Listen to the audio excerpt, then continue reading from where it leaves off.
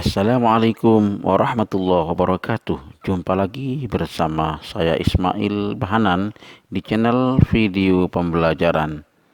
Pada video ini saya akan membahas latihan soal 5.1 tentang tabung pada bab bangun ruang sisi lengkung buku siswa kelas 9 kurikulum 2013 revisi 2018 matematika, yaitu ada di halaman 281 sampai dengan 282.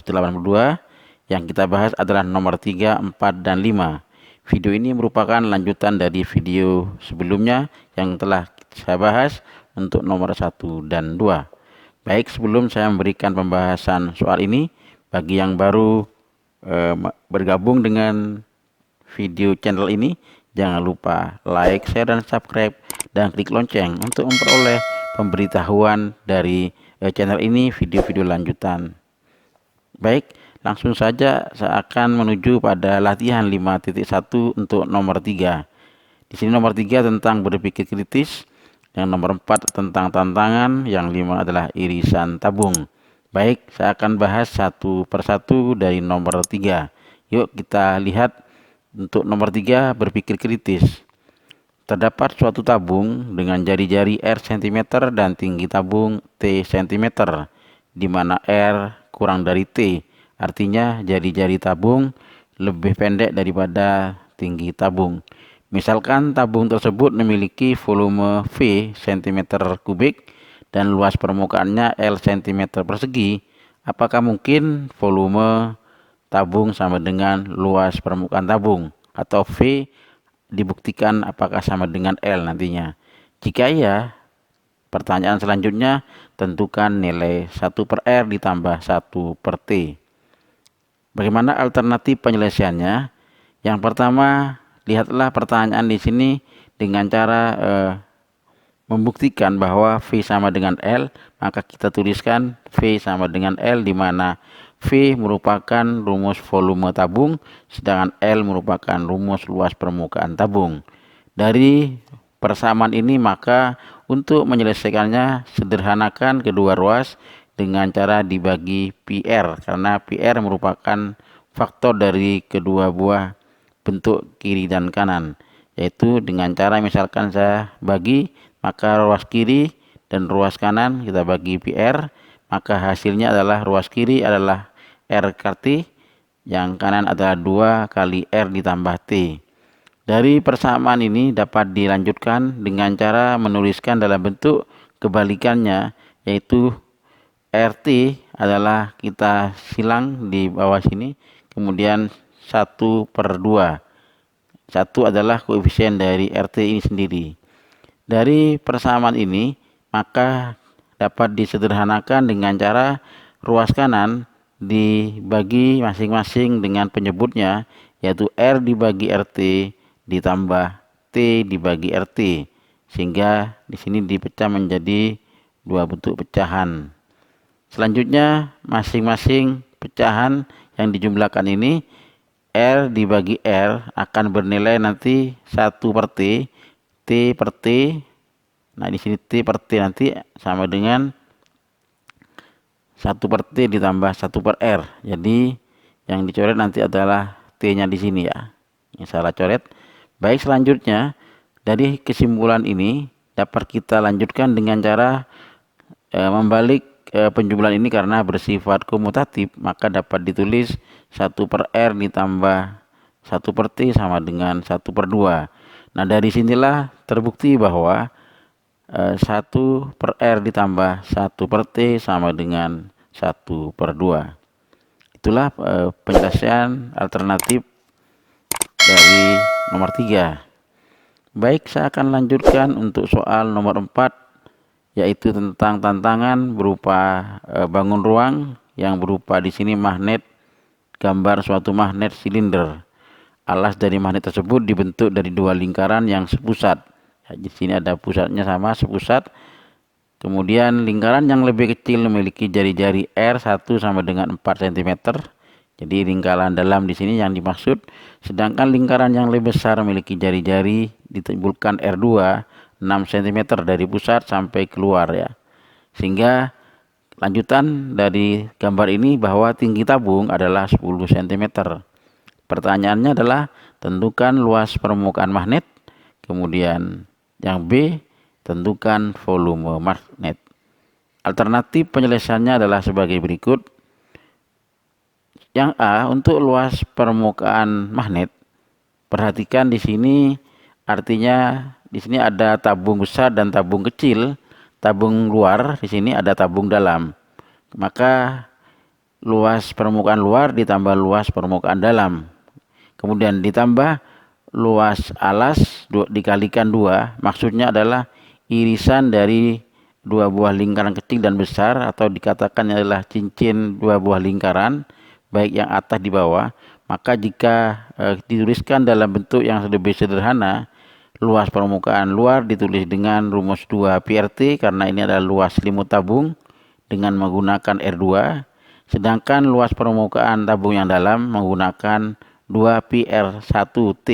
Jadi yang gunakan adalah R1-nya bagian dalam.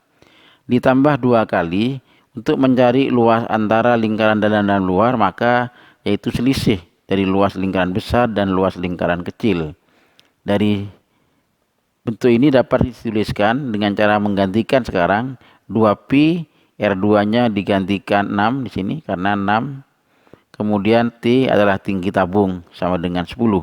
Kemudian ditambah 2 PR lingkaran dalam di sini, luas selimut bagian dalam yaitu 2 pi, kemudian R-nya kita gantikan 4 karena R1-nya 4. Kemudian dikali 10 karena tinggi tabung antara tabung bagian luar dan dalam tingginya sama ya. Kita lihat di sini.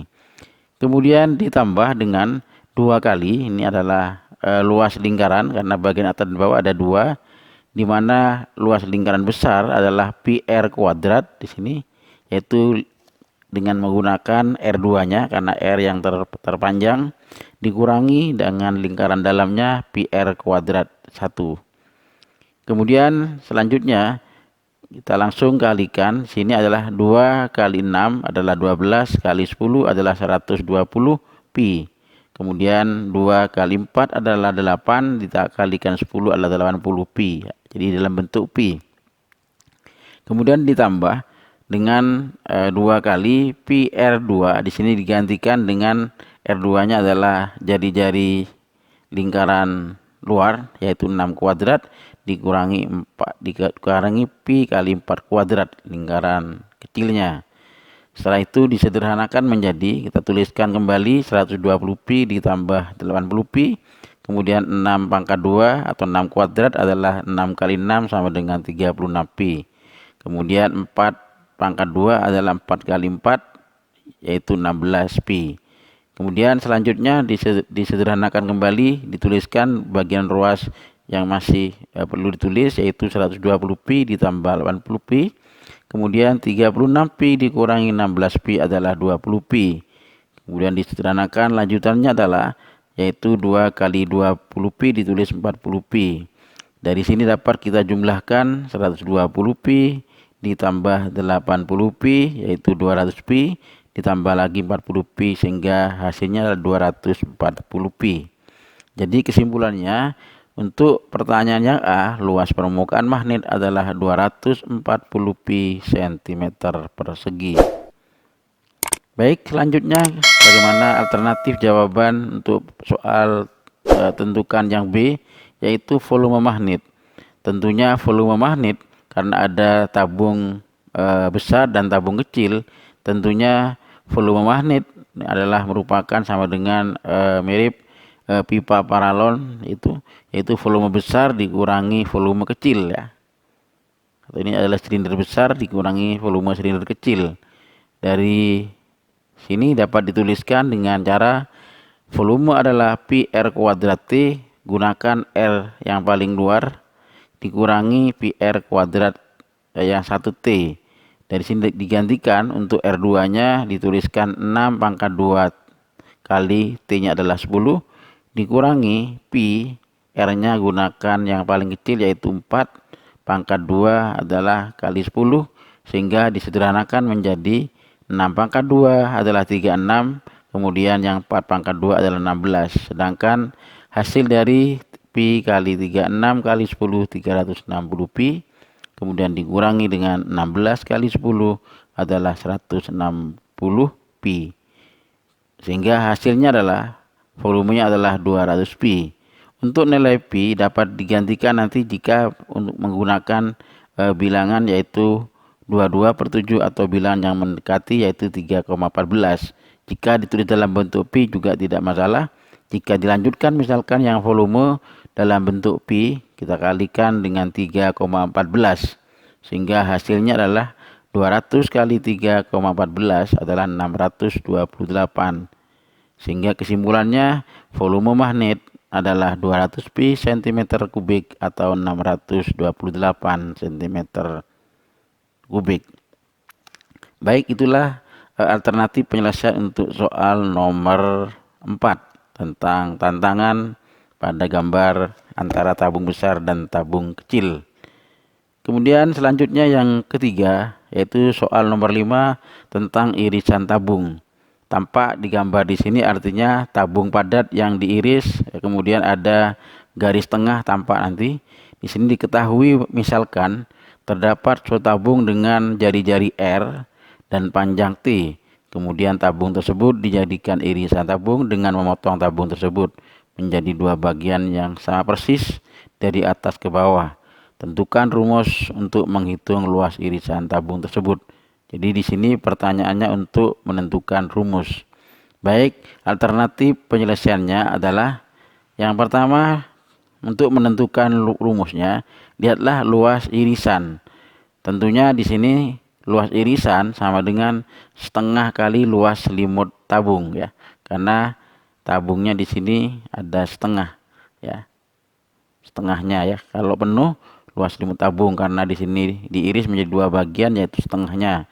Kemudian ditambah 2 kali di sini setengah kali luas alas ya.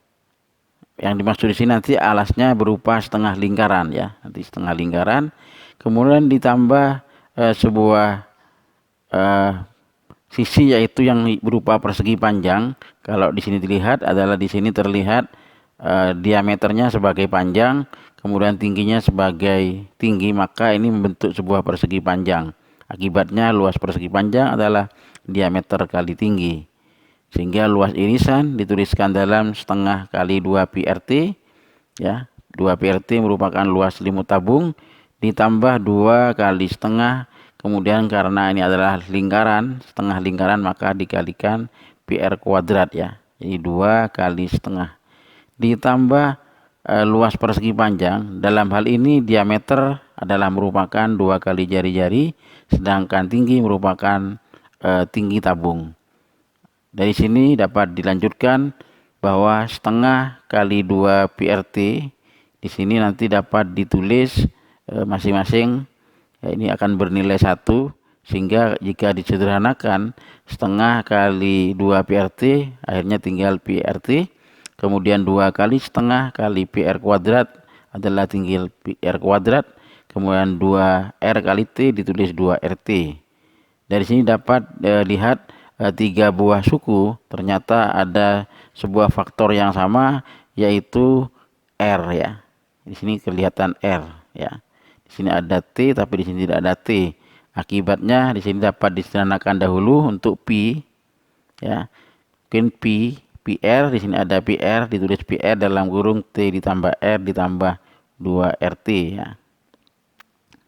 Mungkin kesimpulannya untuk rumus luas irisan tabung pada gambar nomor 5 ini adalah rumusnya adalah pi R dikalikan T ditambah R ditambah 2 RT atau 2 kali RT. Demikianlah pembahasan latihan 5.1 dari nomor 3 sampai 5. Semoga bermanfaat dan mudah dipahami. Jika ada pertanyaan silahkan tulis di komentar, dan jika ini mendapatkan manfaat jangan lupa untuk berbagi untuk teman-teman atau orang lain yang membutuhkan penyelesaian soal ini. Jumpa lagi untuk lanjutan nomor soal berikutnya. Assalamualaikum warahmatullahi wabarakatuh.